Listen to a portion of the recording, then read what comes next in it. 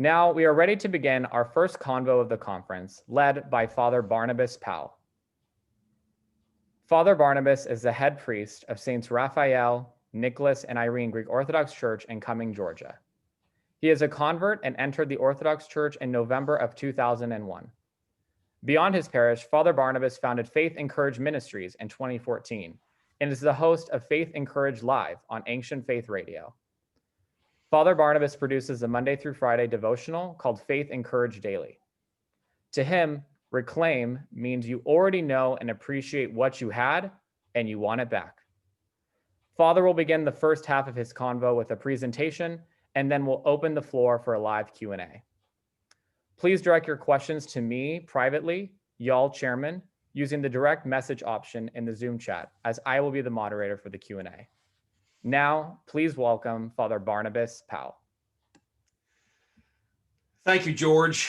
I'm very grateful for this opportunity, and I appreciate not only you, but also the committee for allowing me to be a part of this. This is what I believe is extremely important event, and I hope and pray that we'll spend some time together in a fruitful way, even though it's virtual. Just as His Eminence said, just because it's virtual doesn't mean it's not real. It certainly is real, because we are going to be talking about some real things. And I confess to you, I've got my screen split here, but I'm going to scroll through now and again to see who's paying attention. No, I'm just teasing. I'm not going to do that. But I am very, very much interested in making this first presentation something that grabs your attention and that asks, how do I put this? Asks some significant questions. Just recently, I was talking with a Protestant pastor friend of mine who is considering becoming Orthodox, and he was talking with me we try to get together every other week for breakfast, and he was talking with me about some different things and about the turmoil that's been in our society, not only the pandemic, but the societal and political turmoil and all the turmoil that's been going on. Hiding from that, gang, doesn't solve anything, by the way, but we do have to answer it and meet this chaos with a spiritually sober mind. And so as we were talking about this thing, he confronted me with something that I found to be extremely significant. It was an aha moment for me.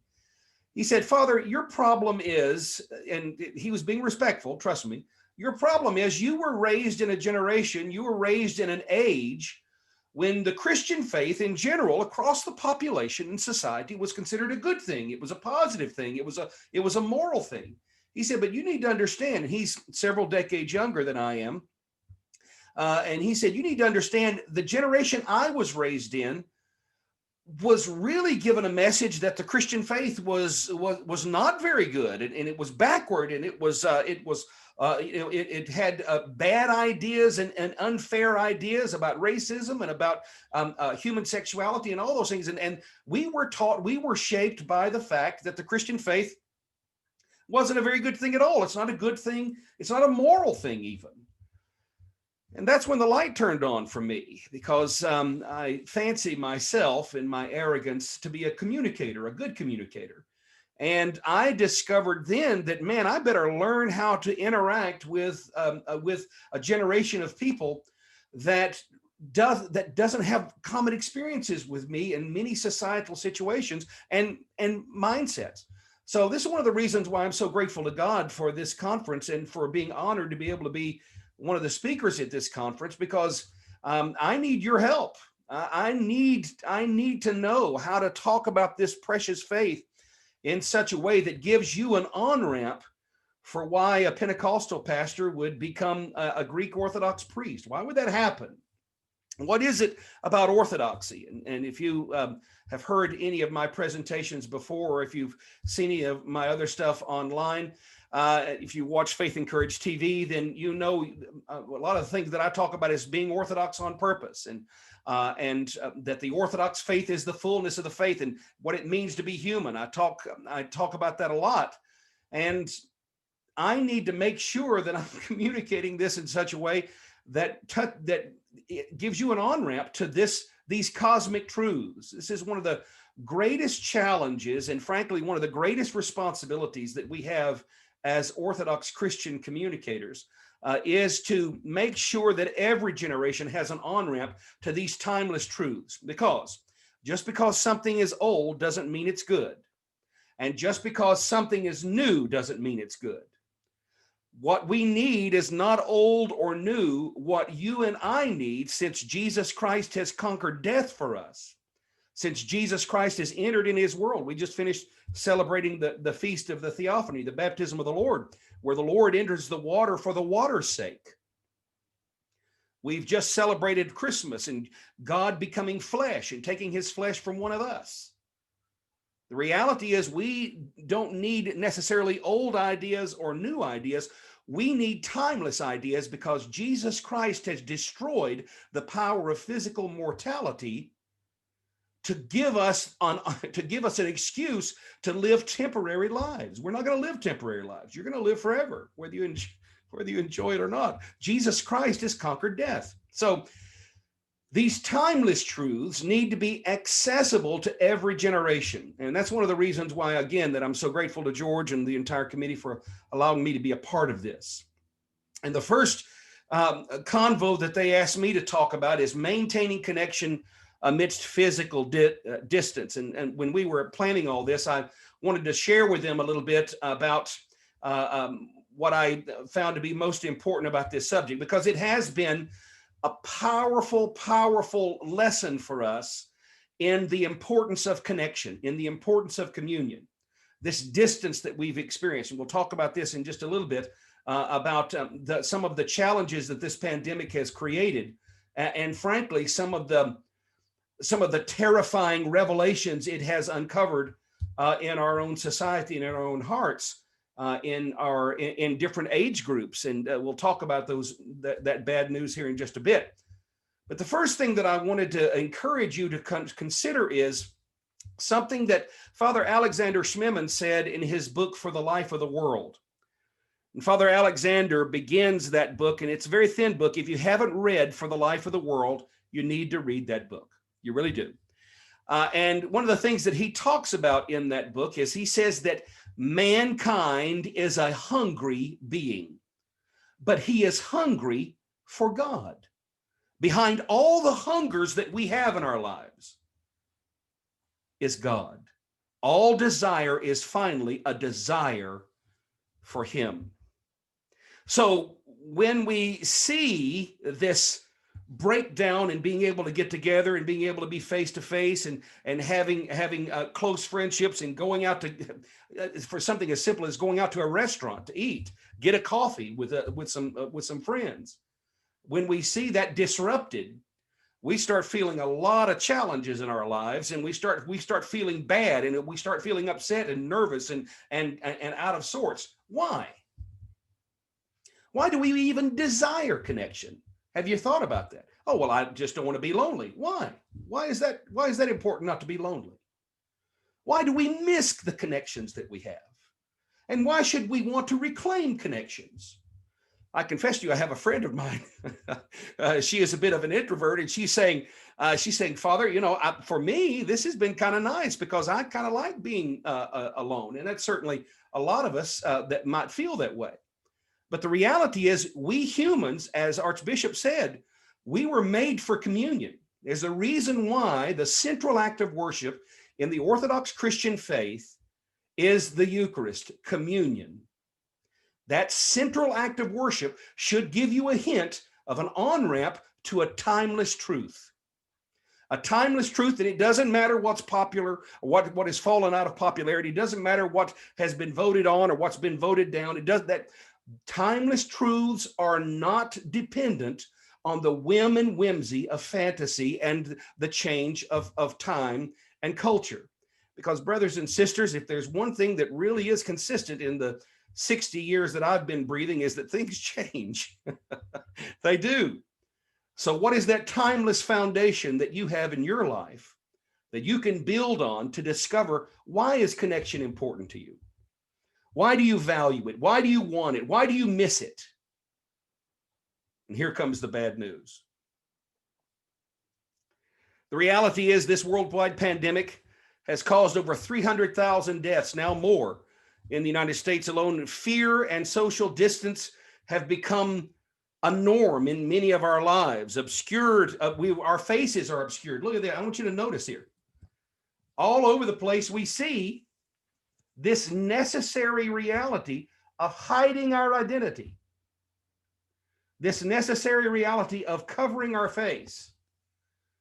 Our identities are being hidden. This worldwide pandemic has caused us to draw in and separate and create distance between each other. But we've also not only had a worldwide pandemic, we've had record unemployment. More than 14 million jobs have been lost in the United States alone. Those of you that are in college, I was on Discord. By the way, gang, forgive me. I'm a Discord rookie. So if I mess up and don't do anything, please forgive me. I'm not ignoring you. I just don't know how to use the thing. I just don't know how to use the thing. But I'm learning slowly but surely. So as we're separated, and I've seen you guys talking about where you're going to school and what you're studying and all that kind of stuff. Some of you getting close to graduation. Are you going to have a job when you get out? There's a lot of concern about that, and that reality in the whole of the economic situation has created a lot of fear and a lot of concern and a lot of upheaval, record unemployment, societal upheaval. Civil unrest and protests have been going on for quite some time in our country. And with just this past weekend, we saw another example of the horrendous symptom of spiritual and societal illness in our society. We can't ignore that. It causes division. It causes us to either butt heads or pull away from one another. I can't tell you how many times I've had friends of mine tell me and come to me in confession or through counseling and say, Father, this family member won't speak to me anymore because I voted this way or I voted that way. So this societal upheaval has caused us to pull apart. Political chaos, goodness gracious, that's constantly on our minds nowadays. One of the most divisive elections in modern history, although it's not the most divisive election that's ever been. Trust me, gang, one of the important things about being plugged in with history and knowing history is knowing the fact that very few things are really new in the world. And political conflict and political upheaval is frankly all too common, especially in our young republic. We've had racial injustice that has been brought front and center in our society, and the reality that no matter how hard we might try to hide from the reality of misdeeds of the past, we can't. They always come back to bite us. There are consequences for destroying and treating others as if they were irrelevant. There are consequences to the breaking of connection. And those consequences have huge ramifications many times, even in our society. Mental health crisis. This is something that has been particularly drawn home to me in our own community. We have watched as we've seen our young people, even as young as 11, 12, 13, 14 years old, middle school ages, really struggling with this separation and with this the fallout of the pandemic and the things that have been going on. The CDC reports that a major uptick in mental health crisis is existing. In fact, they came out with a study. I'm trying to keep good eye contact, gang. But forgive me while I look at my notes. The study was called Mental Health, Substance Abuse, and Suicidal Ideations During the COVID-19 Pandemic. That was in June the 24th through the 30th of this past year. And that study showed that the uptick in mental illnesses and people struggling with mental illnesses and substance abuse and suicidal ideations is going through the roof. Loneliness and increased suicides and suicidal ideations have particularly grown in two age groups, 18 to 24 and 25 to 44 years of age. 25% of the respondents of 18 to 24 said that they had suicidal ideations, and 16% of the respondents in the 25 to 44 year of age said that they had these suicidal ideations. There's even something in Japan called Otaku. Otaku is the societal reality of young men and women so isolated and and completely consumed by a particular aspect of social media. In the Japanese case, it was anime. But they even came up with a word, otaku, to describe the isolation that young people have either intentionally or unintentionally imposed on themselves as they've so become fixated on certain aspects of society. It's a fascinating study of that. And then finally, the generational rejection of organized religion and Christian faith. The greatest increase in the group called the nuns. Now, that's not the N-U-N-S's, but the N-O-N-E-S's. The folks who classify themselves as religiously unaffiliated. They've checked out. That greatest increase in the last 10, 15, 20 years has been in the 18-year to 40-year of age group.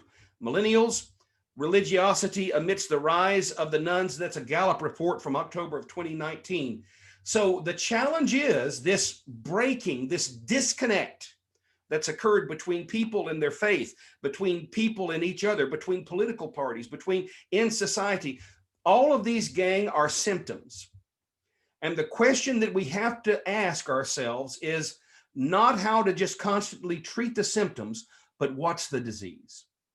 What's the real problem going on in our society? And how do we Orthodox Christians speak a timeless message, not an old message, not a new message, a timeless message to this very real phenomena that all of us are experiencing right now, that all of us are going through?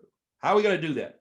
One of the key questions that we have to deal with is the question of why. And that's the bad news. The good news is we can reclaim our connectedness. We can increase our connectedness, but we have to start with why. This is absolutely at the heart of what it means to understand your hunger for connectedness. If you're ever going, I'll say this, and if you're taking notes, I hope you are. If you lose your why, you lose your way. If you lose your why, you lose your way. If you don't know why you hunger for something, then the chances of you trying to fulfill that hunger in a less than healthy way is astronomically high. If you don't know why you're hungry, if you don't know why you desire what you desire, if you don't know why you want to be connected, if you don't understand the underlying reality of that, you're going to struggle fulfilling that desire in a healthy way, in a way that is life-giving to you, in a way that is actually beneficial to you, that helps you become the man or the woman that God has called you to be. Taking your faith seriously helps you answer the why question. So you ready? So why we want what we want has to be understood and explored. Jesus Christ does something in the Gospels over and over and over again that initially confused me a great deal. He goes to this guy laying by the pool of Bethesda, and he's the guy's been crippled there for many, many years. And Jesus walks up to him and he says, what would you like for me to do for you? I'm sorry? Yeah, what do you want me to do for you? Well, I'm crippled. I don't want to be crippled anymore. Oh, okay. Take up your bed and walk. That's what you want. Take up your bed and walk. Jesus asks the blind man, what would you like for me to do for you? Well, Lord, I'm blind. I'd like to see. Okay, see. If you never explore the what and the why underneath your desires, you will constantly be tempted to fulfill those desires in a less than healthy way. Simon Sinek's book, Start With Why, which I actually require all my parish council to read, is a must-read book to start with that process. Now, this is a business book. This isn't a religious book. This is a business book. But Sinek says something that I find to be extremely intriguing and quite applicable to our understanding of our Orthodox Christian faith. He says, people aren't interested in what you do as much as why you do it. What's your motivation? If people suspect that your motivation is to capture them or to con them or to treat them badly, they're going to reject your actions. But if they get the impression that you really are interested in them, and you really are interested in helping them and hearing them and seeing them and truly being connected to them, then they're going to pay attention. So why you do something is as important as what you do. Our why feeds and supports our motivation and our endurance. And now, this is what I want you to take from this first convo. Being a consistent, practicing Orthodox Christian, especially in an increasingly post-Christian society, will be increasingly difficult and increasingly unable to be achieved if you don't understand the deepest motivation to stick with it. You'll check out. I can't tell you many times I've been on a diet and failed miserably simply because I haven't dealt with the deepest why yet. It's something I struggle with. Sometimes you may be struggling with other things in your own life. Your connections are a perfect example. When you reclaim your connections, you're reclaiming the reality of who you are. And your why, if you understand it, if you explore it, if you allow the wisdom of the faith to inform you and shape you and mold you, the why underneath your practice will be strong enough and motivated enough to carry you through the challenges of the present day. If your why isn't strong enough, then your connections are going to reflect that lack of stamina. This is something that I think is extremely important for all of us to struggle with. I never will forget, I was at a conference several years ago on the East Coast, and one of my questions that I asked the conferees were, if you hadn't been born in a Greek Orthodox home, would you have converted to Orthodoxy? Given what you know about the faith, if you hadn't been born in that milieu, in that with that influence, would you have converted to Orthodoxy? Now, don't answer the question out loud. Think about it, because it goes to the very heart of the why of your faith and the why of your connections. Remember, Father Alexander said, we're hungry beings. You're hungry for connection. You're hungry for communion. You're hungry for relationships. If your why isn't fully formed and shaped and built on something timeless, the chances of you fulfilling that desire in a healthy and a life-giving way go down greatly. All right, so too small a why, and you won't satisfy your true hunger for connectedness. You won't reclaim your connectedness in a healthy way. Patient endurance kills the despair that kills the soul. It teaches the soul to take comfort and not to grow listless in the face of the many battles and afflictions. That's what St. Peter said, and I think he's exactly right. So how do we explore our why? Why do we hunger for communion? Why do we hunger for connectedness? Why do you want to get married? Or why do you want those friends? Or why do you want to be in church? Why do you want to be around your family? Maybe some of you don't, but the reality is, why do you want these things? Well, the answer is going to be, as we develop our why, and the first step in developing the true, deepest, and most substantial why is understanding who we are.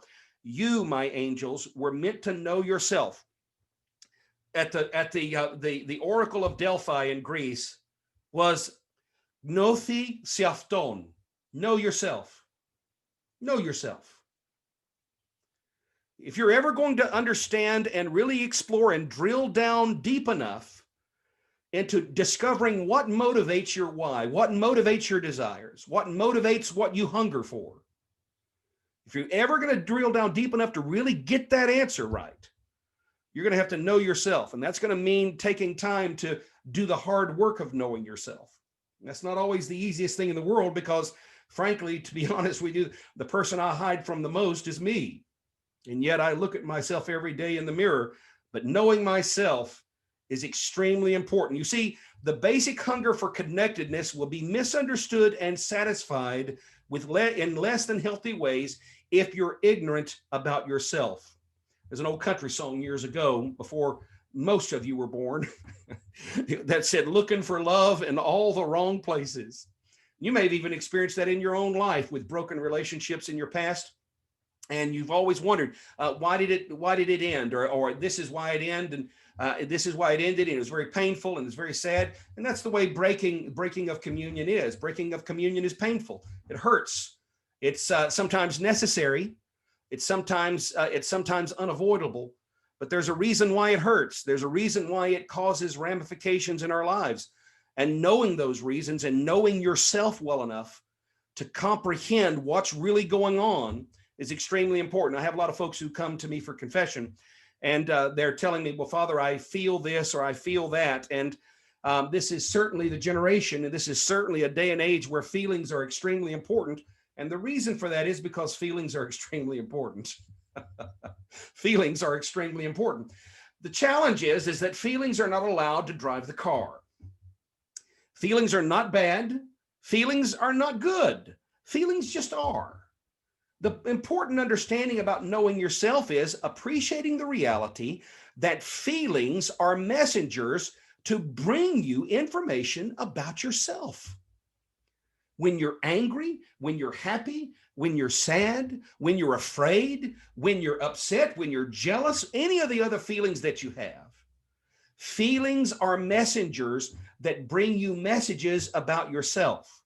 The problem many times is we allow the feelings to get behind the wheel of the car and drive the car. Well, they always end up in the ditch or hitting the telephone pole. So that's something that we've got to deal with. Our feelings are meant to be treated like the messengers that they are, but not to be in control. If I'm ever going to know myself well enough, it is going to be as I tell my feelings, thank you for this information. Now, please go sit in the back seat while I consider what you've told me about myself. But the second we allow feelings to be in charge, get ready for fireworks. Get ready for challenges. Does that make sense? I hope that helps you. Knowing yourself is absolutely essential for you to develop the deepest why to reclaim your connectedness. But there's another part of that, brothers and sisters, at least in the Orthodox Christian faith, we don't have a plan B to this. This is absolutely necessary. The truth is, the only way for me to really know myself is to know God.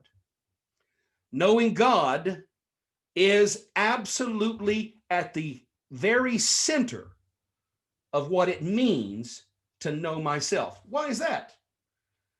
Jesus said this in John's Gospel, in John 17, verse 3. He said, "And this is eternal life, that they may know you, the only true God, and Jesus Christ, whom you have sent." This is eternal life, that they, talking about the world, the disciples, those following Christ, you as a follower of Christ. This is eternal life, that they know you, Father, and Jesus Christ, whom you sent. The reality is you can't know yourself by yourself, because you were made in the image of God, who knows himself as persons in communion. Does that make sense? We Orthodox are constantly focused on that as we go through our worship. One of the things that I have discovered as a convert to the Orthodox Christian faith is that for the vast majority of the existence of the Orthodox Christian faith, the way we Orthodox form Christians is liturgically.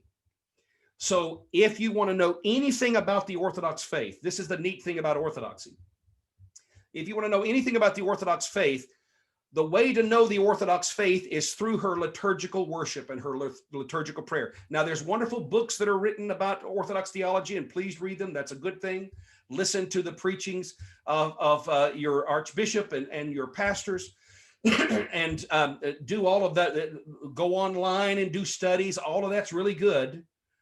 But, dear ones, the way that the Orthodox Christian faith has formed Orthodox Christians who know themselves and know God is through the liturgical acts and the liturgical life of the church. And that makes perfect sense. And that's another reason why at the center of our liturgical worship is communion. Being in communion, being connected, is at the center of our Orthodox faith. And the reason for that is, my angels, is because you're created in the image of God, and God knows himself as persons in communion. You desire connection so that you can get to know God. God knows himself as persons in communion, and you are made in his image.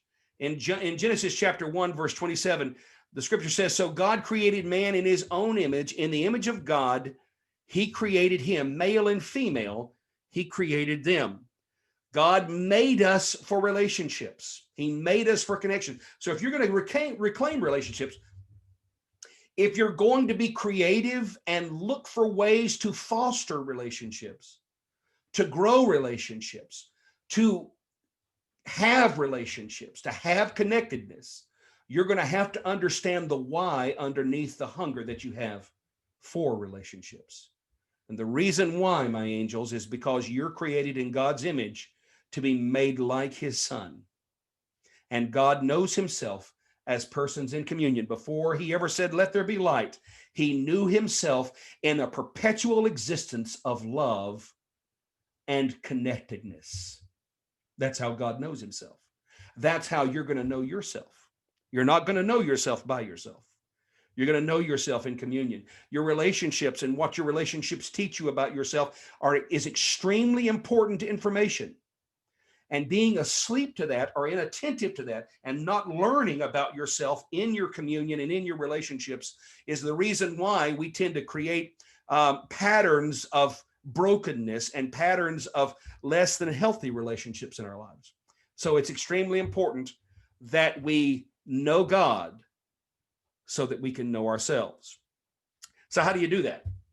Well, I've given you a hint already when I talked to you about the fact that the Orthodox Christian faith has for centuries formed Christians liturgically. The Orthodox Christian faith formed Christians liturgically. The repeating of the prayers. I tell my folks all the time, if you want a master's degree in Orthodox theology, attend Orthros for a year and listen to the hymns. Find out what those hymns say, and you'll be formed and you'll be shaped and you'll be transformed to know yourself and know God in a very real way. So reclaiming connectedness begins with the church. I want you to look at what St. Nectario said here. Brothers and sisters, the all-merciful God desires happiness for us, both in this life and in the life to come. To this end, he established his holy church. Now, did you see that first part? The all-merciful God desires happiness for you. That's what God desires for you, because he loves you. There's not a thing that God has ever done for himself, ever. Even creation was done for your benefit, not his. God doesn't need anything, gang. God's complete within himself. God doesn't need anything. Everything he's ever done, everything God has ever done from the time he said, let there be light, till this morning when he woke you from sleep and put you in this conference, has been for your benefit. God desires you to be happy in this life and in the life to come. To this end, he established his holy church. That's why God has the church. That's why God has communion, the ecclesia, the called out ones, so that she might cleanse us from sin. Sin, not the breaking of the rule, but the missing of the mark, extremely significant. Sanctify us, make us like Christ, and reconcile us, reconnect us, reclaim our connection with him, and give us a heavenly blessing. The embrace of the church is always open to us. Let us all hasten then more quickly, we whose conscience are burdened. Let us hasten, and the church will lift the weight of our burdens, give us boldness before God, and fill our hearts with happiness and blessedness. The why of the church is to enable you to know yourself and to know God. The purpose of the church is to teach you how to be in communion with yourself, with each other, and with God, and to deal with the enemies of communion, the enemies of connectedness, the enemies of reclaiming our connectedness. And those enemies are really simple: sin, self-centeredness, temporary mindset or temporary vision, and inattentiveness. The vast majority, brothers and sisters, of our relationships and our connections start becoming weak, mainly due for us not paying attention. Marriages break up when men and women stop paying attention to their relationships. Our relationship with God begins to foolishly think we can put it on automatic pilot, and it never works. The Orthodox Christian faith is not meant to be a mere cultural decoration, but the absolute center of how you make your choices and set your priorities in your everyday living. That's the purpose of your orthodoxy. That's what it's there for. The Orthodox Christian faith is a demanding and in-your-face faith.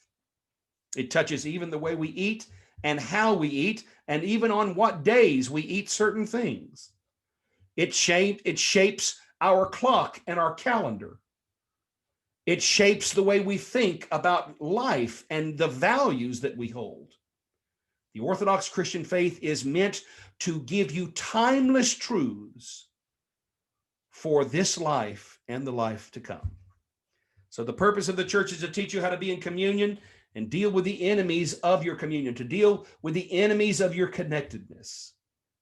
And daily connectedness to God makes connectedness with each other healthy and fulfilling. So here's some practical thoughts as I start wrapping this thing up. I'm getting a little bit bored listening to myself. I hope you're not. But this is what I want to leave with you. And then let's have a talk, shall we? I want to talk with you and hear your thoughts and what you want to see, what you see as something that's not clear or anything else. Please feel free to ask questions. So some practical practices for you. I have spiritual children who come to me all the time, and I always tell them, start with the basics. Morning and evening prayer. Let me ask you a question. Do you have, if you see over my shoulder here, there's a little prayer corner in my office. And there are sometimes when I can do prayers, or sometimes I'll hear confession in my office. And this is a central location for me to remind me of what's important and what I'm really about doing. So if you have a little prayer corner in your home, that's extremely important. You see, the church doesn't do any of this for magic purposes. None of this is done just so that we can say abracadabra and poof, everything's okay. We don't do magic. The church builds in all of these tools to increase your attentiveness to what's most important, so that you set your priorities based on timeless truth and not just surface desires. Does that make sense? So daily prayer, morning and evening prayer. And I tell we have a lot of converts in our parish here. We're about 70% convert here at the parish here in Cumming, Georgia. And a lot of these folks have never really had a liturgical life. They've never done that before. And so one of the things I teach them is to start small. Start with the Our Father in the morning and the evening, at least the Our Father. Make sure you do it in front of your prayer corner. It's 3 to 5 minutes, and you can begin your day and end your day with some practical practices that help you know yourself and know God, so that you can reclaim your connections. Attentiveness to the church year, fasting on Wednesdays and Fridays. Listen, gang, God isn't the ultimate killjoy. He's not the ultimate party pooper. He's not trying to make you miserable. No, God's not trying to make you miserable. God's trying to wake you up. God's trying to teach you the power of your desires to control you if you don't control them. God's trying to teach you and help you, and the church is trying to teach you and help you how to say to your desires and say to your wants and say to your hungers, thank you. That's important for me to know, but you're not in charge. So you're going to learn to be a servant, Mr. Desire, not a master. So the church gives us the gift of the church year and fasting and feasting and all and the attending of services and all of the other things that are happening. All of those are meant to keep you awake, keep you attentive, and to help you tame your passions so that they remain servants to you and not your masters. Because when your passions, when your desires become your masters, you become a slave to what you want. And here's some information about your desires, gang. Feed them wrongly, and they will never be full. And they will make you their slave, and they're never full. They're never satisfied. They always want more. If I'm going to escape that hell, if I'm going to escape that prison, I'm going to have to embrace the wisdom, the timeless wisdom of the church, to tame my passions by following the wisdom of the church year and the fastings, the feasting, and so on and so forth. A purposeful plan to reclaim your connections. What are you doing getting ready for when the pandemic starts lessening and people can do more things? What are you doing? As the Archbishop said earlier, let's don't go back to the way it was. Let's go back. Let's learn from this very significant moment in our human history, in our society. Let's don't go back to the forgetful ways of the past where we took all that stuff for granted. Let's learn from this and step outside of this current challenge, prepared to deepen our connections, prepared to take seriously our faith. So have a purposeful plan. Events like this and what George and his team has put together here for us to do this work together is extremely important. Your home altar. You need a home altar on the eastern wall, preferably, a place where you can focus and be attentive. A prayer corner, regular connection with your spiritual father. Like I told you earlier, gang, you're not going to know yourself by yourself. And I want you to reorient the way you think about the concept of metanoia and confession. Metanoia being repentance. Metanoia, repentance, change the way you think.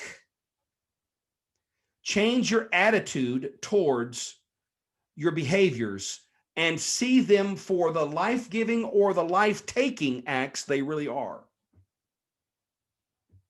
Have a relationship with a spiritual father where you go to confession, not to give a laundry list of how bad you've been, but to get the wisdom of the spiritual doctor to help you heal that which is broken and reconnect you. That's what we're talking about, right? Reclaiming connection.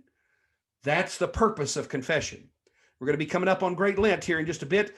I tell you what, I want you to do something practically for me. And some of you may have done this before, and some of you may have done it during camp time. I work a lot with camp, and the kids that come to camp, that's the one time of year they come to confession. And that's cool. God bless them. That's great. But I want you as a young adult, I want you to make an appointment to go to confession during Great Lent this year. If you really are serious about reclaiming your connections, understand your first reclaiming of your connection must be your reclaiming your connection with God. Because without your connection with God, you're not going to know yourself. And when you don't know yourself, your connections, your other connections with your friends and your spouse and your significant other and all of the other things that are going on in your life, the people you work with, that's going to be affected by that disconnect from God. Always is, always will be. So get that connection dealt with. Make an appointment to go to confession this Great Lent. Do it. Well, Father, I've never done that before. I'm nervous about it. Okay, I understand that. That makes sense. Do it anyway. Be in charge of your feelings, not your feelings in charge of you. All right? Finally, reinforce your why. Don't forget. Delve into your Orthodox Christian faith and find out why the faith is the way it is. Why do we do what we do? Listen, you don't get extra points for being ignorant, gang. And some of you are going into fields where your knowledge is singular and vital and very, very important. And that's great. Well, trust me, the faith that you have is jam-packed with deep and powerful realities that are just waiting for you to open up and apply to your everyday life. The three great enemies of your spiritual life, the fathers say, are ignorance, forgetfulness, and sloth or laziness. The remedies for ignorance, forgetfulness, and sloth are prayer, fasting, and generosity. Prayer overcomes ignorance because knowing God leads to me knowing myself and destroying the power of unknowing and not knowing to trap me in a pit or make my life crash. prayer overcomes ignorance.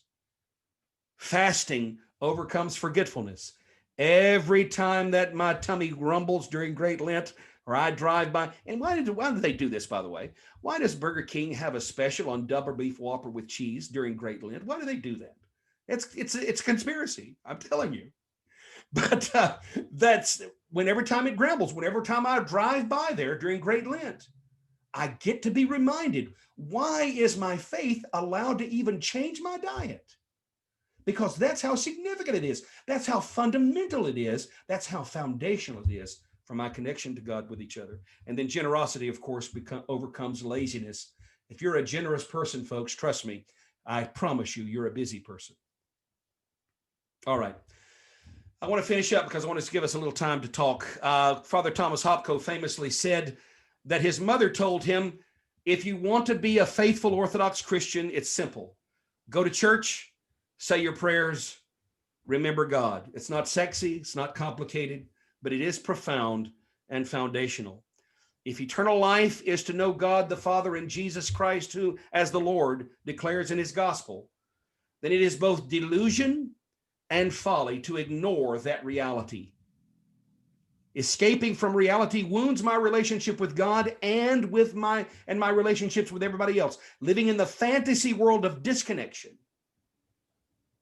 harms my relationship with God and others. Dealing with reality and practicing the wisdom of the faith to know God and to know myself without shame is to truly be free and to reclaim the vital connectedness, the vital connections, even when it's difficult to do so. God bless you, gang. Thanks so much for letting me do this. And I'd love to hear what you have to say.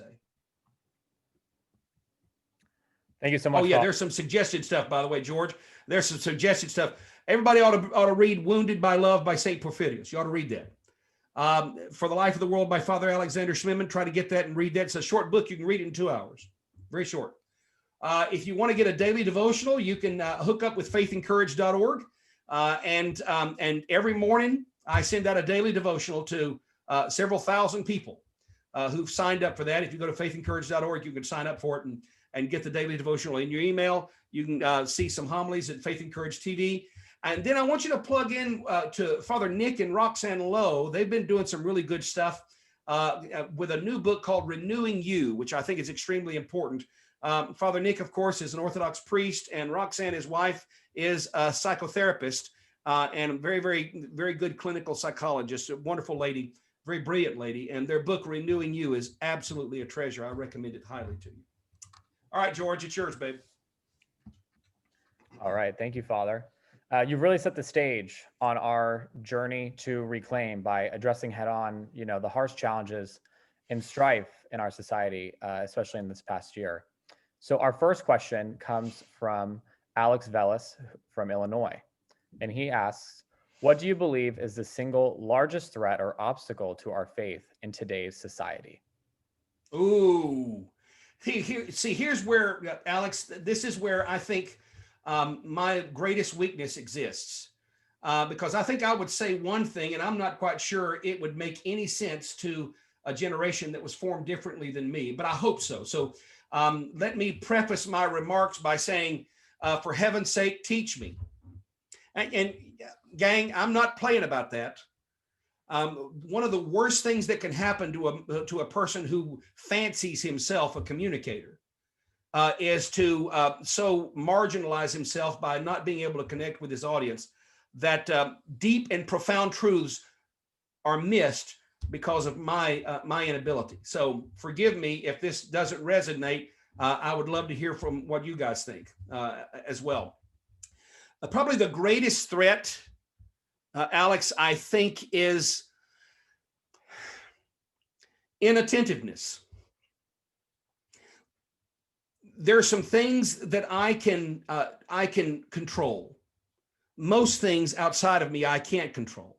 There's a joke that I use sometimes when I'm preaching that my wife has said that I get to decide the big things in the family, and she decides the little things in the family. And that's worked out really good for us. And what she means by that is I get to decide what our position is on economics and what we should do with Iraq and Iran and the future of NASA and so on and so forth. I get to decide that. She gets to decide how much money we should make, where we live, and how we live our lives every day, and what kind of car we have. She gets to decide the little things. The reality is, most of the stuff that we spend most of our worrying about is stuff we can't control. We don't have any power over it. The only power I have over anything in my life is my own heart. And so for me, I think the greatest threat for our Christian faith, our Orthodox Christian faith especially, is number one, our ignorance of our faith. And number two, our inattentiveness. And they feed each other, by the way. Ignorance of your faith and inattentiveness to your faith feeds each other. Because I'm going to tell you what, gang, as a convert to the Orthodox Christian faith, I'm going to tell you something. My greatest regret is getting here late, because I'm not going to live long enough to discover the treasure that is this Greek Orthodox faith. And it bothers me a lot.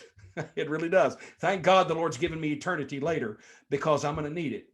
This is the profound truths that are in your precious Orthodox faith, and your inattentiveness to that, I think, is probably the greatest threat to the faith. I can't control the politics of the nation. I can participate in forming my own heart to be a godly and compassionate person, but that's interior work, gang. That's where the work has got to start. Everybody wants to change the world, but nobody wants to change themselves. And that's the key. Awesome, Father. Thank you. Continuing on this line of questioning, our next question is from Chuck Sapos from Washington, D.C. Chuck asks, would the book of Job be a good reference to understand what we have to do to find connection with the current events and past year events as well? I think it's wonderful to see how one of the brilliant revelations of the Orthodox faith for me was that if I wanted to really be a practicing Orthodox Christian, it was great to go to seminary. I'm glad I went to seminary. It went second stint in seminary for me. And I learned a lot of good stuff and read a lot of great books. But the Orthodox faith encourages you to read the lives of the saints every day. Reading theology books is good things. And the books that I suggested to you, that's a good thing to do. But if you really want to delve into how to really have your life formed and shaped, read the lives of the saints. So yeah, the book of Job is great, how Job handled and mishandled his predicament. How Job mishandled, because I'm going to tell you what, you're going to read the book of Job, and if you're looking for God to tell Job why all this stuff happened, you're going to be disappointed. He didn't do it.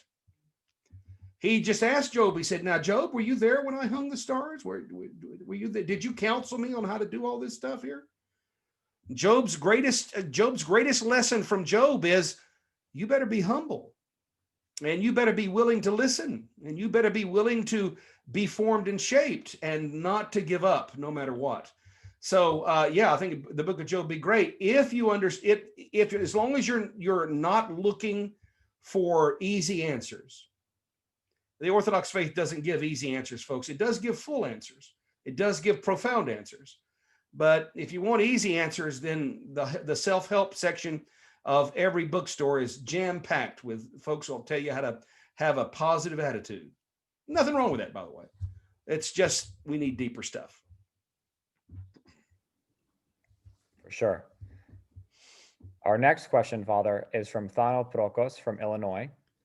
Okay, continuing on this line of question, Thano asks, it seems like there are a lot of systematic forces at play which encourage more polarization and disconnection.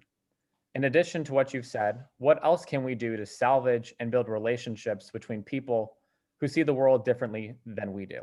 Oh, great question. Great question. I wish I knew. No, that's not true. I have some ideas, but again, I'm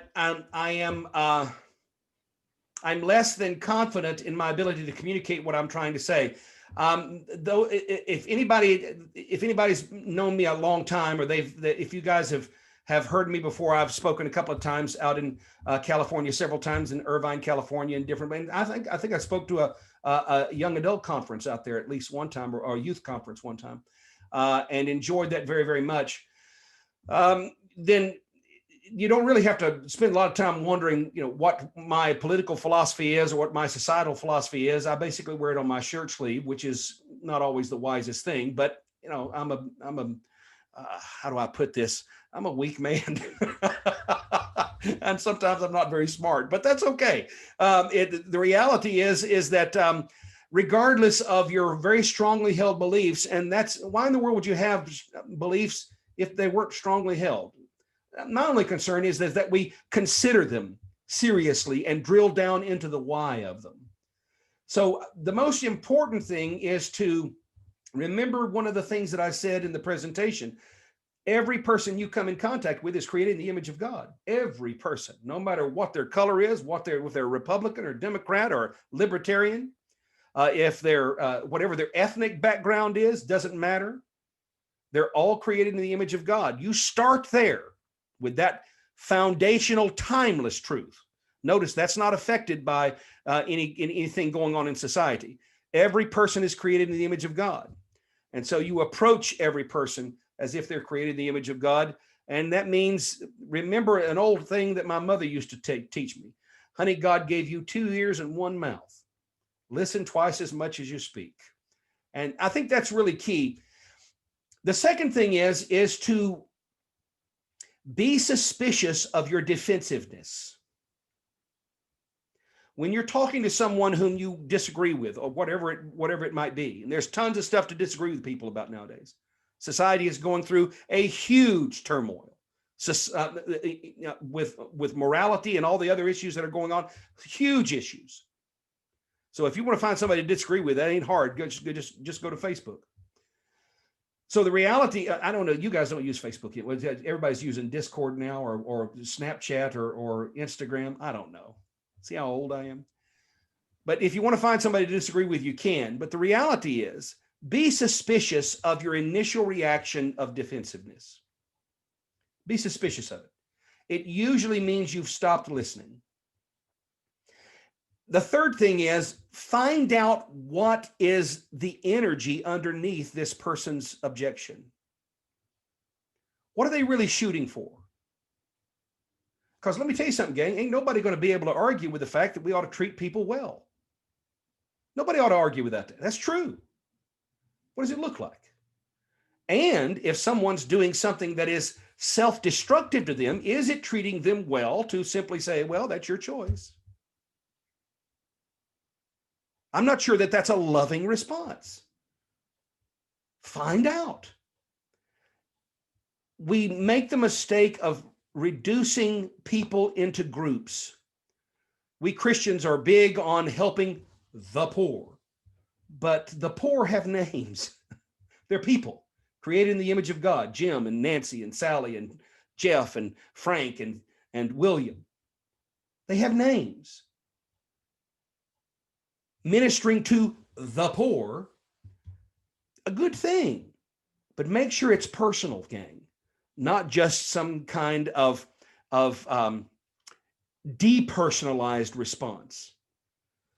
Make it personal, gang, and make it personal when you're trying to understand somebody. Give them the benefit of the doubt. Give them an opportunity to make their case. You may still disagree with them. That's fine. That's okay. Disagreement isn't hate. It's just not. So do that. Humility, seeing the image of God in every person you talk to, and giving them find out what's really motivating their passion. Because you will probably find something you agree with in their motivation. And that'll be the common ground that you can build on. Thank you, Father. I think that really hits home with your main point of the topic today, which is, the why. How are we going to find out the why? And once we find our own why and figure out, people who we maybe disagree with or are not familiar with what their why is, and understand and, humanize it and humanize, the situation or whatever we're discussing. And to realize that, we're all made in God's image. And at the end of the day, Amen. so that's a super important point. Thank you for that. we have a couple personal questions for you. Okay. That some participants have asked. So people, obviously you have an incredible story of how you found the Orthodox Church, converted to the faith, and now serve as a clergyman whose mission it's been, really to extend and widen the reach of our church.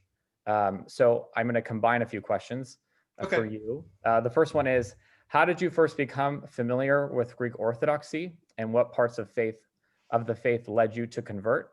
How did those around you think of your decision at the time? And why did you choose the Greek Orthodox Archdiocese rather than another jurisdiction? Great questions. And questions that I get all the time. And questions that sometimes I ask myself. But the reality is I fell in love with Orthodoxy by reading about it and church history. I can't say that the Orthodox reached out to me. They didn't. I didn't even know they existed. Me and my best friend were learning church history because we fell in love with church history. In the Pentecostal tradition that I was raised in, we had an old saying called, "The stream is purest at its source." And so we wanted to find out about the source of Christian faith. And when we started looking at history, it didn't look anything like what we were doing. And as we began to explore more and more, we read more and more. And I never forget my best friend. I was asking my best friend, he was also a Pentecostal pastor. And I said, Rod, I keep coming across these Orthodox people. They're wonderful. Have you ever seen one? He said, I'm not sure. I don't know. I don't know if I've ever seen one or not. I said, well, do you think they still exist anywhere? Do you think they're around anywhere? He said, I'm not sure. And I said, well, I think this is the way it's supposed to be. If they didn't make it, we may have to restart this. Fortunately, we didn't have to restart the Greek Orthodox Church. We met some Orthodox folks. Of course, we found out they were hiding from us right under our noses. They were everywhere. We just didn't know about it. So we began our journey and learning more and more. I fell in love with the liturgical life and the life of prayer. I fell in love with the theology because the theology demanded great things of me and insisted that I think of God as bigger than I've ever thought of him before, and think of myself as meant for something much bigger than I had ever thought about before, about what the purpose of being a human being was. I fell in love. I'm just going to be honest with you. I fell in love. One of my first liturgical services in my whole life was at an Orthodox church in Indianapolis, Indiana. And I was uncharacteristically speechless at the end of the service because it was so full and so overwhelming and so encompassing of every aspect of what it meant to be human: sight, sound, taste, touch, and smell. That I was going to need several weeks just to process what I'd experienced. And that's what happened. I fell in love with it. As far as entering the Greek Orthodox Archdiocese, the Archbishop, the Metropolitan is there online with me. So I'm going to be a good boy and say not only because the Greek Orthodox Church is, in my opinion, the best organized and the most comprehensive, but it also gives us an opportunity to speak to our American culture with a profound and well-articulated faith. And besides, once I converted to the faith, I wasn't married when I converted, and I met this pretty Greek girl in Fort Lauderdale, Florida, and that won the day for me. That's awesome to hear, Father. Thank you. Our next question. You spent a good amount of time of your presentation slide deck intently on Saint Nectarios. And the next question from a participant is, Saint Nectarios is an important saint to me personally in my faith journey. Do you have any other stories or teachings of his you think of in keeping your focus on the faith? Well, the life of Saint Nectarios is filled with some powerful lessons about staying connected in spite of adversity. If you know the story of Saint Nectarios, and if you don't know the story of Saint Nectarios, you need to fix that. This man was rejected. He was treated badly by people even inside the church.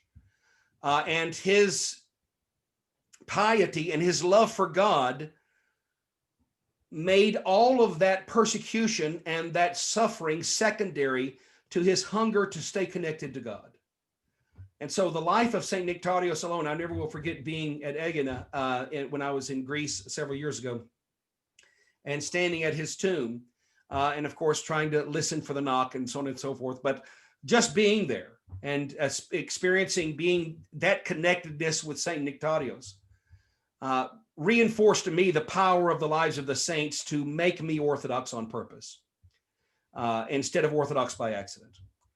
And so the life of St. Nectarios gives us an on-ramp to prioritize our connectedness to God and his church above even the weaknesses of people within the church and outside the church. That's first. And with that as the priority and keeping it, being attentive to that gives me the input, that gives me the strength and the motivation. Again, that's the reason why I focused on the why. Gives me the strength and the motivation to push through those difficult times and not give up. Exactly, Father. And you really honed on, this phrase, Orthodox on purpose. And you talked about a lot of practical aspects we can implement in our daily lives as Orthodox Christians. And so we have a couple more minutes of the Q&A. Okay. So we have a few more questions about how we can implement these changes in our daily life. First one is, how does one select a spiritual father? And what should one include in your prayer corner? Okay, first off, as far as spiritual father, anybody who tells you they have a formula is not really coming clean. Having a spiritual father is a very personal thing. My suggestion to you is to automatically default that your spiritual father is your local priest. That's you start there. And if that becomes difficult for you, then start widening your gaze, but start there. Understand, you see, another thing that drew me to Orthodoxy was the fact that our language tells the truth about things. We call our priests father. That's not an accident. It's filled with theology. It's filled with import. The world that I came from, the pastor was either the star of the Sunday morning show or the CEO of this religious entity. The Orthodox don't think of church that way. We call our priest father. So begin your asking God, and that's what you got to do, gang. You got to ask God to bring you to a spiritual father. You have to make this about your connectedness with God the Father. And build on that request. What is the desire of your heart? Remember, we talked about desires in the presentation. Why do you want a spiritual father? Well, the reason why you want a spiritual father is because it's tough to be a child without a father. One of the reasons that I was drawn to Orthodoxy is that my father was out of my life early on in my life, and I didn't have the benefit of that physical father for most of my life. And I was hungry for a father. And by God's grace, the Lord brought me to the Orthodox Christian faith, where I could be reconciled to the Father through the fatherhood, the iconic fatherhood of the church. And I think that's extremely important. So start there. Secondly, make it a matter of prayer. Lord, please help me build a relationship with a spiritual father. Jesus said this: if you, being evil, know how to give good things to your children, how much more so will your Father give you what you need if you ask? The key is the humility to be open and available to the leadership of the Holy Spirit to give you that direction. Start by making regular confession to your parish priest and ask the Lord to develop that relationship with your parish priest. And if you can't do it with your parish priest, then find a local priest where you can do that. But it's a face-to-face thing, gang. Connectedness. It's what it's about, really is. So start there. And then trust the Holy Spirit. But don't just trust your own feelings. Ask advice as well. Ask your friends and your other Orthodox friends, what is your relationship like with your spiritual father? What do you recommend? Ask questions. Stay connected. Do the things that help us overcome the illness of our day of individualism. Me and Jesus got our own thing going. Do those things that unplug you from that illness. Does that make sense? Hope it helps. What was the second question about the icon corner? Yes. What should one include in your icon/prayer corner? Great question. An icon of Christ and an icon of the Theotokos minimum. Icon of Christ, icon of the Theotokos. If you have a prayer book, then you know that there's going to be prayers. You're going to say the Trisagion prayers in the morning, and you're going to have the Troparia and Kondaki of the day, and all of that's available to you as you develop your prayer life in front of your prayer corner. So Christ and the Theotokos.